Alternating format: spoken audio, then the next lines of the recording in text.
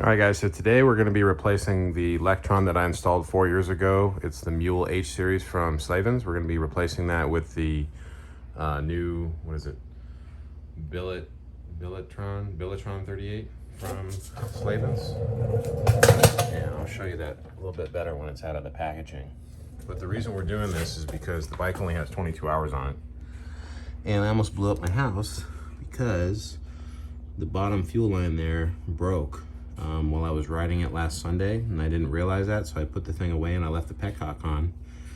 When I came out in the morning, the entire garage was full of gas because the float bowl was bad on this, the seat was bad, so it leaked all the fuel out of the tank and filled up the entire garage with fumes.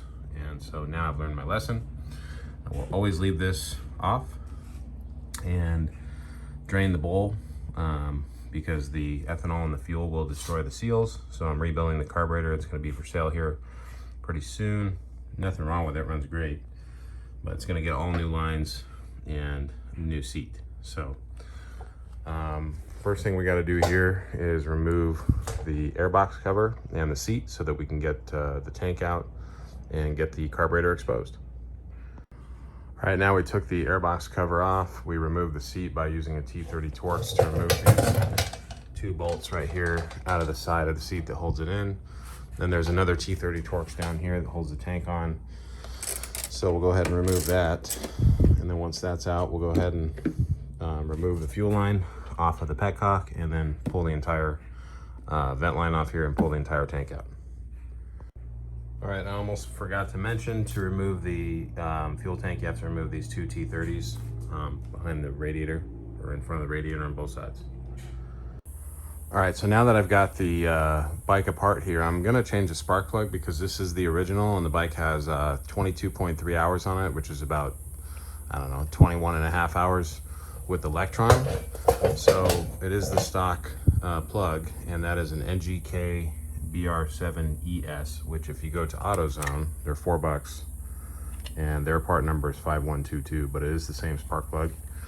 Now the manual says they're supposed to be gapped to 236 thousandths or 0.24. Now on the gap tool, which you can buy for $2 from AutoZone, it's like a 0.25 in the middle, so it'd be right there. I don't know what the stock gap is from the factory, but we're gonna pull this plug out and see what it looks like, because again, it is original and it's been in here for the life of the vehicle. So see how good the tuning is stock out of the box, because I never adjusted the Lectron except for maybe the idle screw. But before I pull it out, you can see there is some dirt, so I'm gonna go ahead and blow that out with some alcohol, and then I'm gonna pull the spark plug out. But you don't want to pull that out and let dirt in the motor.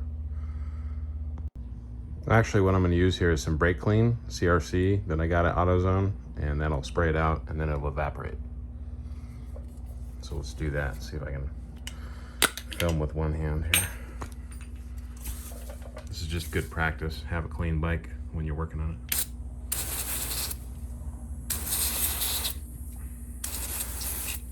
That will evaporate.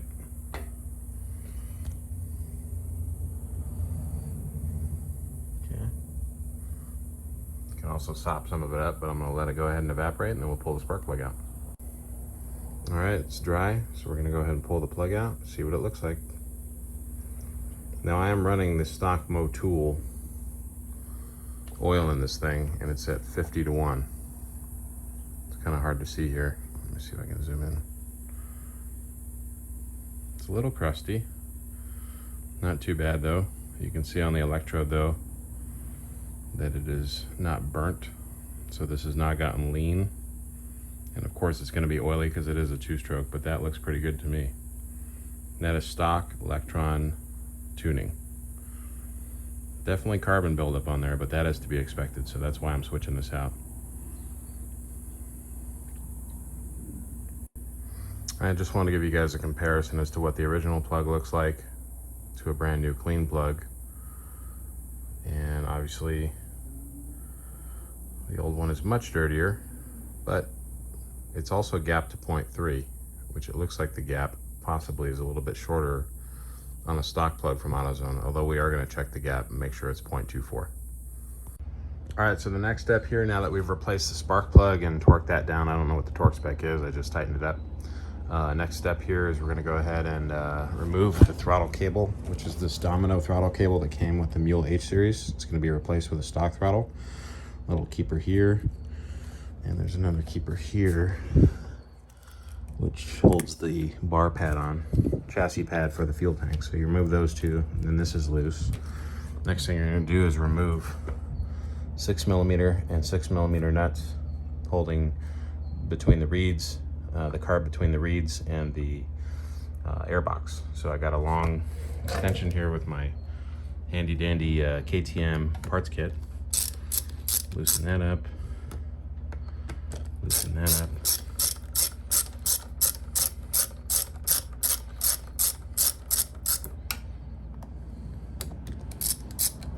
And then you're gonna wanna go ahead and loosen up the throttle here, which is being held on with 2 hex heads on the bottom. And I'll find out what size those are. And you're gonna remove the throttle. All right, now that I've removed or loosened up these 8mm bolts here on the bottom of the domino throttle, I'm gonna remove them completely because I have a bar end on my bark buster. I don't wanna take that entire thing off. So I just remove these and then remove the entire throttle.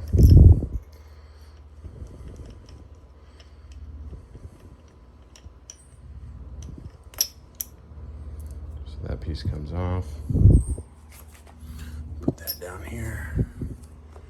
Here comes this piece. Then you're gonna have to disconnect the throttle cable. I might have to take this entire thing off because I gotta get the cam off of the lock tube or the throttle tube here to put on my new throttle cable. All right, I used a 6mm hex head to remove the 2 bolts on the bark buster. Now I can slide this entire thing off. There's my ODI lock-on grip I'm gonna reuse with the stock cam. This is cam D, ODI, I guess that's the stock cam. Anyway, you're supposed to use the stock cam. So here's the domino throttle, which I can then pull out of here once I remove the carburetor. Which here, all you gotta do is after you've loosened these, carburetor, you're just gonna wrestle it out. All right, wrestled the carb out, and I didn't have to remove the actual throttle cable because the vent line on the radiator can just pop off of the frame there. So here you can see the Lectron that I pulled out. Again, it only has 22 hours on it, but I never drained the bowl. And on 2 strokes, because they get their lubrication in the fuel, you're not supposed to run them dry. So Lectron got rid of this exterior power valve vent line on the new Billetron. It's internal now, but it does have a float bowl drain screw. So you can drain the deal out. I'm gonna be rebuilding this, replacing all the vent lines and the needle seat on the float. So this will be for sale, nice and clean, domino throttle, ready to go. Next thing we're gonna do is do a reverse install. All right guys, so we got the old carb out, we got the new carb there, and you can see that the new carb is a little bit shorter top to bottom. And even though it's got the same size intake, it is a little bit, I would say, heavier. But it seems to be much better made than the original Lectron. Not much better made, but it's billet versus a cast piece. Clearly you can see the difference in the bowls and how we've got a drain plug with an internal stainless power valve vent tube, where this one just has the line coming off the back. So clearly they figured out the issue there. We're gonna go ahead and pop this thing in as soon as I get the throttle cable installed, and stay tuned. All right, so one of the best features of this new Billetron is they move the choke to the left side, so you can work the throttle and the starter with your right hand while you reach down with your left hand and pull the choke. Before, they had a handle that would extend the right-handed choke over to your left side, and that's something I thought about buying, but I'm glad I didn't, because now I've got this new Billetron, which takes care of the issue. So there we go.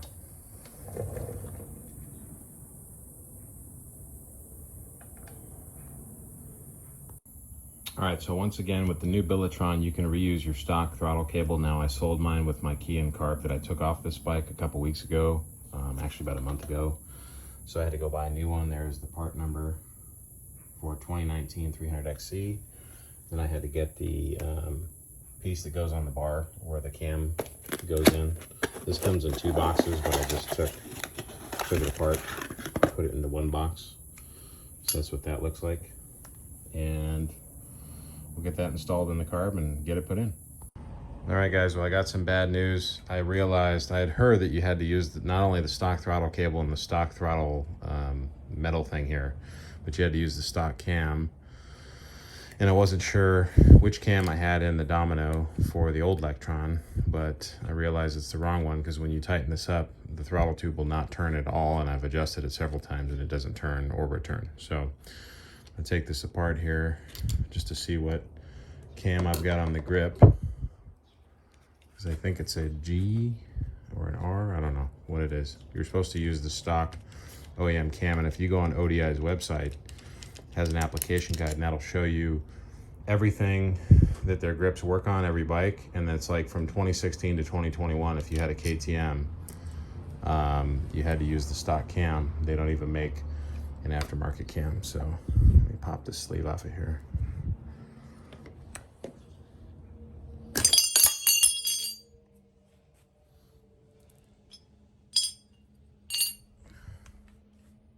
Alright, so here's the cam that I have on it, which, let me take the throttle cable out. That is a cam D from ODI, which is the wrong cam. So I'm going to take this with me, and unfortunately I have to go all the way to Scottsdale to get the part, because my local guy is closed today. And so in the meantime, to keep dirt from getting in the motor, I'm going to go ahead and install the carb with the throttle cable on it, and I'll deal with the grip later. But you have to buy the stock grip set, which is like $21 from KTM, because you can't get the cam separate. You have to buy the entire thing. All right, so to install the throttle cable onto the new slide in this Lectron, you have to remove these 2 little screws out of the top and remove the top and the gasket there, as well as a spring, which you can see there. And there is the carb. Here's the back of the slide. This faces, I believe, towards the back. I don't know, I don't remember. Anyway, so you're gonna go ahead and install the little throttle cable deal here into the slide after you screw it in through the top, and feed it down through the spring, and then put everything back together. All right, so I got the top of the Lectron here installed. I just screwed this thing in and used a 10mm to tighten it up, and then I slid the rubber deal down over the top. Now we're gonna feed this through the spring and the gasket into the slide. All right, so I got the throttle cable installed onto the slide. I'm just gonna pull it with my hand just to show you that it is smooth. Nice and smooth, guys. Go ahead and we'll get it put in. You're just gonna force it in between the airbox and the reed cage. All right, so as you know, I had to go to the KTM parts place over at Go AZ Motorcycles to get this new stock grip set, because it comes with the 3 stock cams in it. Actually, it's 4 stock cams to choose from, because that is the only thing that the stock cable will work with. And here is the part number, so you can reference it for yourself. I'm gonna have to figure out which one of these cams I need, but I'm probably gonna end up just snapping them onto my current ODI grip, because I think these are a little bit more comfortable than the stock grips. So let me figure out which cam I need, and I'll let you know. All right, guys, so as you can see, I've got the new throttle cable and throttle housing installed. I kept the old ODI grips, which are not really old, but I put the new cam on there. You can see how smooth it is here. Check this out. Before, it wouldn't even turn with the Domino cam in there. So that's the stock cam. You can hear the slide. You can see that on the carb, there's a nice smooth profile here on the bends in the throttle cable. I went up here underneath this vent line. Then I had to reroute it underneath and between the handguard and the bar here, because I had it originally going over here, and when you would turn, it would pull really hard. Now there's plenty of slack, so you have to be really careful with your routing to make sure that you get it in there and you're not putting tension on the carburetor. So I keep it up here, straight up and down. That's tight, this is tight. Got my rubber bands on here, and I guess new spark plugs in and everything. So next thing we can do, now that the carb is installed and I got my vent lines routed, is we're gonna go ahead and these two band clamps are tight, which I pushed this in as far as I could going forward.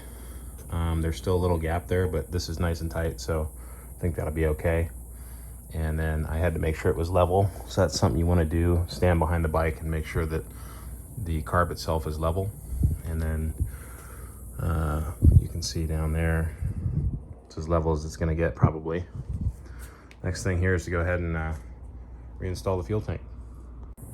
All right guys, so that's it. We got the new throttle installed, the new throttle cable installed, we got the new cam installed, we got the new spark plug installed, the Lectron is installed, and I got it all hooked up. Everything's tightened up. I'm gonna go ahead and turn on the fuel valve.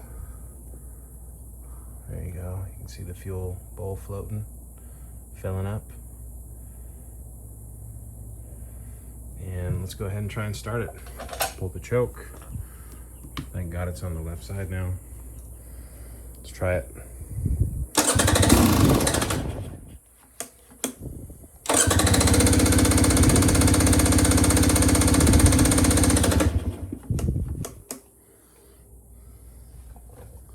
Okay, it's full of fuel from what I can see.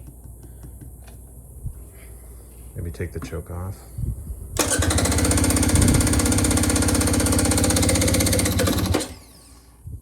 Put the choke back on. All right, choke is back on.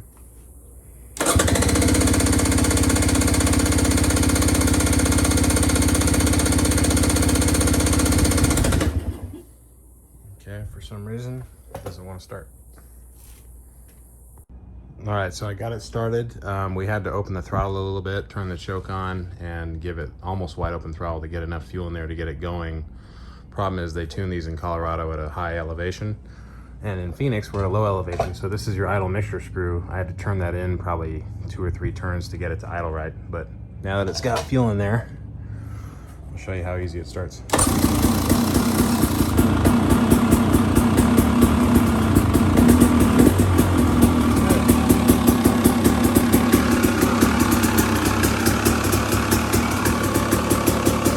Thanks for watching, guys.